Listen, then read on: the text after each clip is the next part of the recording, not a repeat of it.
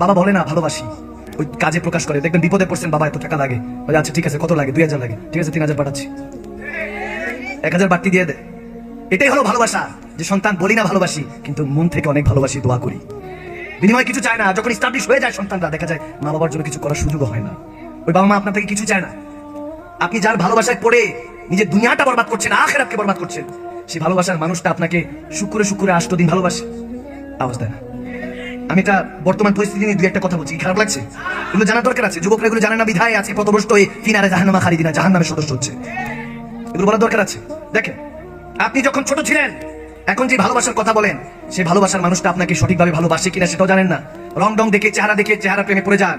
আমি প্রায় সময় বলি, সুন্দর চেহারা, সুন্দর মানুষ, সৌন্দর্যকেই মনে করে ভালো, কিন্তু গভীরভাবে চিন্তা করলে প্রত্যেকটা মানুষের ছায়াটা কালো।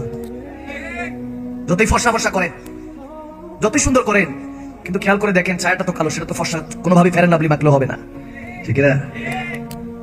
এগুলো কাজে দিবে। আমি এতক্ষণ যাও আজ করছি কোরআন সুন্নাহ থেকে, দেখবেন ছোট ছোট বাচ্চারা এগুলো কিছু কালকে বোমা মারলেও কিছু বলতে পারবে না। এখন যেটা বলতেছি বলবো, হুজুর খুব সুন্দর করে বলছে, ফেরেন লাভলি দিও মাখলে ছায়া কালো হয় না, তো চেহারা ফর্সা করে লাভ কি, ঠিক না?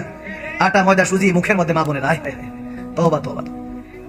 পার্লারে যায়, ওই যায় বিউটি পার্লার, কি জন্য? ত্বকের উপরে আটা ময়দা কিছু লাগানোর জন্য। এই মেকআপ যা করছেন, আমি ছোট করছি না মা, আপনি আমার মা লাগেন, বোন লাগেন, এই যে যেগুলো করছেন 5000 টাকা দিয়ে যে মেকআপ করলেন, আল্লাহর কুদরতি পানি দিয়ে 1 মিনিটে শেষ।